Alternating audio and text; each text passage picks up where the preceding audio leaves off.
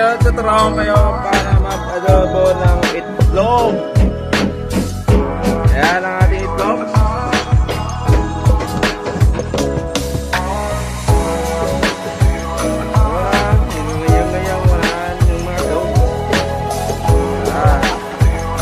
Tuyo yan, sabi kalaman.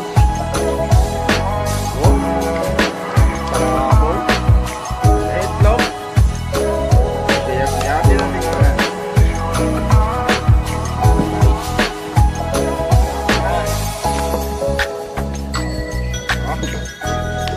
Yatin yan.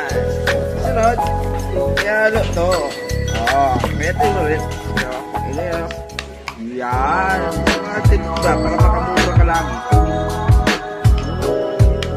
Tapos kaya di ka lang mantika. Pag adobo, ipakita ng mantika.